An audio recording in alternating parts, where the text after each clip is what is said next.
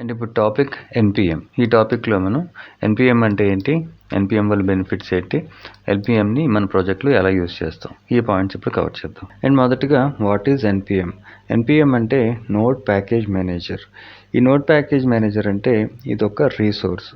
First of all నేను గూగుల్లోకి వెళ్ళి NPM అని టైప్ చేశాను. ఇక్కడ ఫస్ట్ లింక్లోనే మనకి ఎన్పిఎం అవైలబుల్ ఉంటుంది. ఇది క్లిక్ చేస్తే మనం ఈ ఎన్పిఎం తాలూకా పేజ్లోకి ఎంటర్ అవుతాం. అండ్ ఈ ఎన్పిఎం అనేది ఒక మాటలో చెప్పాలి అంటే ఒక మార్కెట్ ప్లేస్ లాంటిది. దీని మార్కెట్ ప్లేస్ అని ఎందుకన్నాను అంటే, చూడండి, మనకి ఏదైనా ఐటెం కావాలి అంటే మన మార్కెట్కి వెళ్ళి ఆ ఐటెంని మనం తెచ్చుకొని యూజ్ చేసుకుంటాం.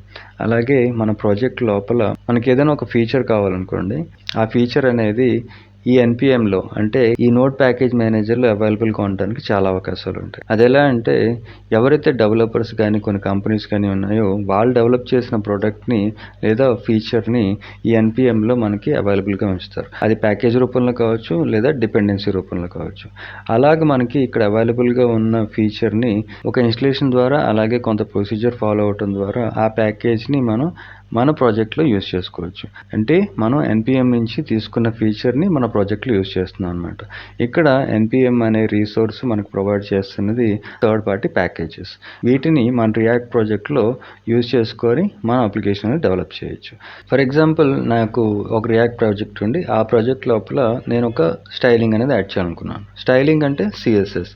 ఇప్పుడు ఈ సిఎస్ఎస్కి సంబంధించి చాలా ఫ్రేమ్వర్క్స్ అనేవి మార్కెట్లో అవైలబుల్ ఉన్నాయి. అది ఒక బూట్ స్ట్రాప్ కావచ్చు, మెటీరియల్ యూఐ కావచ్చు, స్టైల్ కాంపోనెంట్స్ కావచ్చు, టెయిల్ విండ్ సిఎస్ఎస్ కావచ్చు, ఇలా చాలా రకాలు ఉన్నాయి.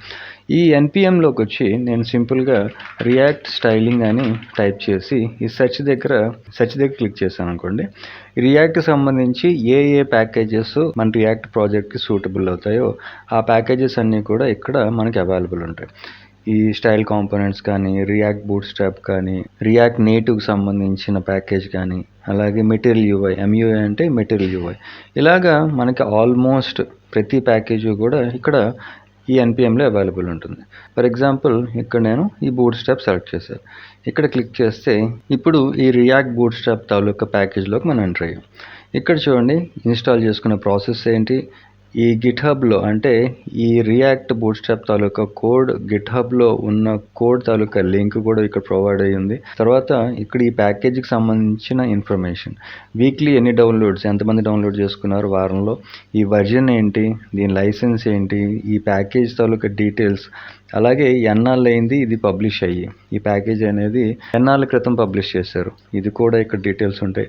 అండ్ ఇన్స్టలేషన్ చేయాల్సిన ప్రాసెస్, మనం ఇన్స్టలేషన్ చేసిన తర్వాత ఈ కోడ్ని మన ప్రాజెక్ట్లో ఎలా యూజ్ చేసుకోవాలి, దాన్ని ఇంపోర్ట్ చేసుకునే విధానం, అలాగే ఒక లింక్ ద్వారా చేసుకోవాలనుకుంటే ఆ లింక్ని ఎలా యూజ్ చేయాలి, ఆ ప్రాసెస్, ఇలాగా ఈ డీటెయిల్స్ అన్నీ కూడా మనకి ప్యాకేజ్లో అవైలబుల్ ఉంటుంది.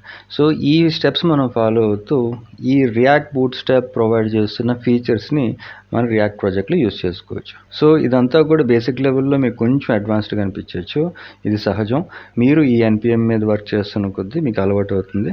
సో దట్ మనకి మన ప్రాజెక్ట్కి ఏ ప్యాకేజ్ అనేది సూటబుల్లో, ఏ ప్యాకేజ్ మనకు పనికొస్తుంది అనేది మనం జడ్జ్ చేసి మనకున్న అవైలబిలిటీని బట్టి, మనకు అవసరాన్ని బట్టి మనం ఆ ప్యాకేజ్ ఇన్స్టాల్ చేసి యూజ్ చేసుకుంటాం.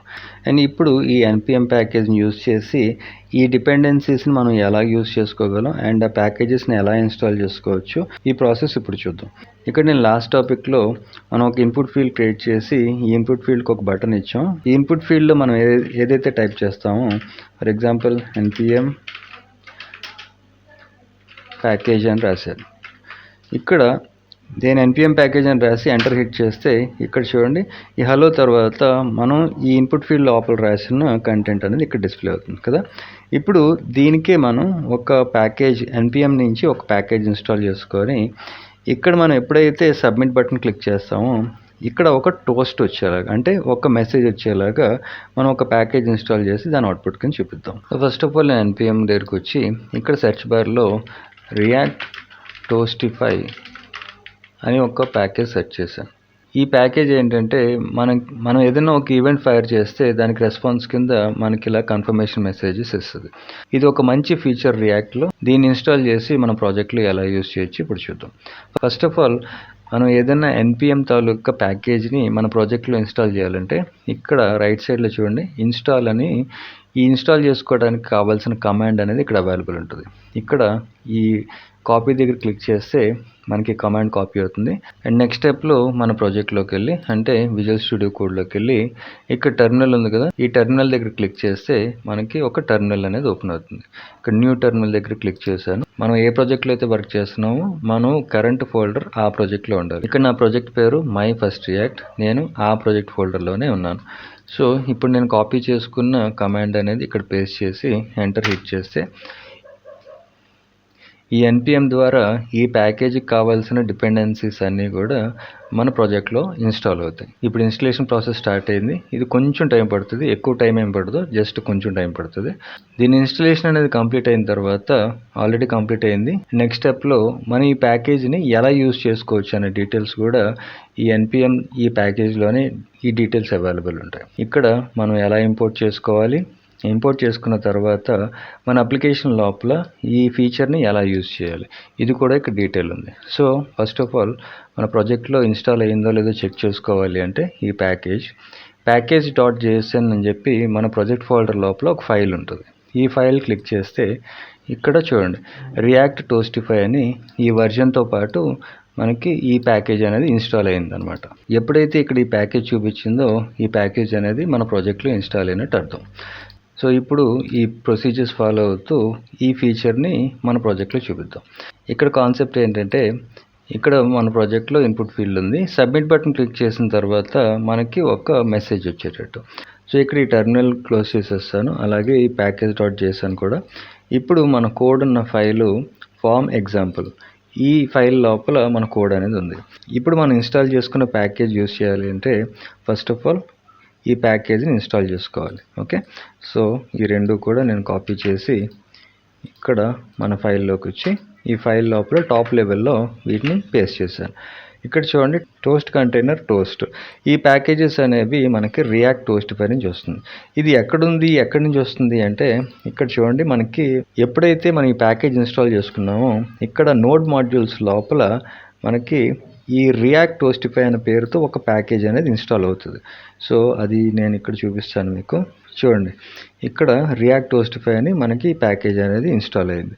సో ఇక్కడ నుంచి టోస్ట్ కంటైనర్ అండ్ టోస్ట్ అనే కాంపోనెంట్స్ ఈ రియాక్ట్ టోస్టిఫై నుంచి ఈ ప్యాకేజ్ నుంచి వస్తున్నాయి. ఓకే, సో నెక్స్ట్ లెవెల్లో మనం యూజ్ చేయాల్సింది ఈ ఫంక్షన్.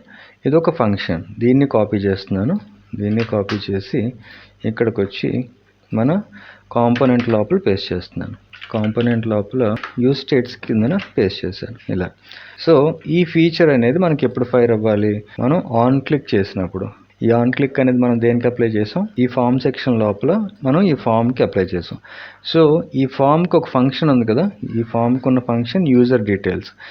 ఇప్పుడు నేను ఈ యూజర్ డీటెయిల్స్ లోపలికి వచ్చి ఈ ప్యాకేజ్ నుంచి మనకు వచ్చిన ఫంక్షన్ నోటిఫై, ఈ ఫంక్షన్ని ఈ యూజర్ డీటెయిల్స్ అనే ఫంక్షన్ లోపల కాల్ చేస్తున్నాను. చూడండి నోటిఫై మనకి ఎప్పుడైతే ఈ ఫామ్ తాలూకా సబ్మిషన్ అనేది పూర్తవుతుందో, అంటే మనం ఈ ఫామ్ లోపల మనకు బటన్ ఉంది, ఈ బటన్ పేరే సబ్మిట్. మనం ఎప్పుడైతే ఈ బటన్ సబ్మిట్ బటన్ దగ్గర క్లిక్ చేస్తామో అప్పుడు ఈ యూజర్ డీటెయిల్స్ అనే ఫంక్షన్ ఫైర్ అవుతుంది.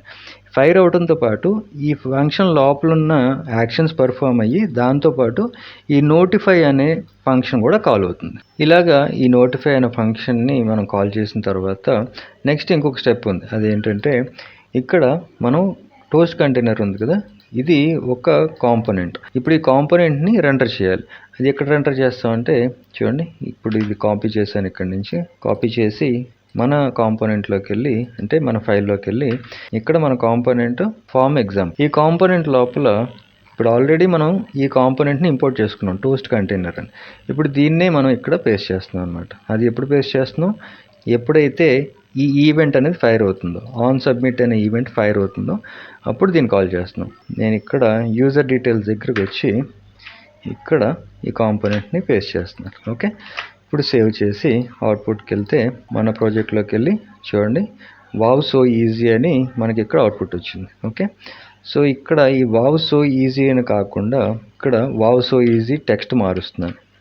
ఇక్కడ your data is uploaded successfully అని రాశాను. ఫర్ ఎగ్జాంపుల్ మనం ఇదే ఇన్పుట్ ఫీల్డ్ నుంచి డేటాను పంపిస్తున్నాం అనుకోండి, ఆ డేటా వెళ్ళింది అని ఒక మెసేజ్ చూపిస్తున్నాం అనమాట. ఇది ఎగ్జాంపుల్ కింద. ఓకే, సో ఇప్పుడు అవుట్పుట్కి వెళ్ళి ఇక్కడ చూడండి, నేను ఇన్పుట్ ఫీల్డ్లో వెల్కమ్ లేదంటే మై నేమ్ ఈజ్ కళ్యాణ్ అని రాసి ఎంటర్ హిట్ చేశాను. ఇప్పుడు చూడండి, నేను ఎప్పుడైతే ఎంటర్ హిట్ చేశానో your data is uploaded successfully అని మనకు ఒక మెసేజ్ వచ్చింది. సో ఇది మనం ఎలాంటి కోడ్ రాయకుండా సింపుల్గా ఒక ప్యాకేజ్ ఇన్స్టాల్ చేసుకొని ఈ ప్యాకేజ్లో ఏ ఫీచర్స్ అయితే వాళ్ళు ప్రొవైడ్ చేశారో వాటిని యూజ్ చేస్తూ మనం ఒక మంచి అవుట్పుట్ని ఇలాగా ప్రజెంట్ చేసాం. ఓకే, సో ఇది ఒక ప్యాకేజ్ ద్వారా, ఒక డిపెండెన్సీ ద్వారా అయ్యింది. సో ఇలాంటి ప్యాకేజెస్ అండ్ డిపెండెన్సీస్ NPMలో అవైలబుల్ ఉంటాయి. మన రిక్వైర్మెంట్ని బట్టి అవి మన ప్రాజెక్ట్లో యూస్ చేసుకుంటాం. సో కమింగ్ టాపిక్స్లో మనం ఇలాంటి ప్యాకేజెస్ NPM ద్వారా ఇంకా ఇన్స్టాల్ చేసుకొని వాటితో వర్క్ చేస్తాం. సో దట్ మీకు NPMలో మంచి ఐడియా వస్తుంది. ఈ NPM ఎలా యూస్ చేయాలి, ఈ NPM ద్వారా ఫీచర్స్ని కానీ, ప్యాకేజెస్ కానీ, డిపెండెన్సీస్ కానీ మనం ప్రాజెక్ట్లో ఎలా యాడ్ చేసి చూపించాలి అనేది మీకు అలవాటు అవుతుంది. సో వీడియోని ఇస్తే లైక్ చేయండి, మీ కామెంట్ ఏంటో షేర్ చేయండి.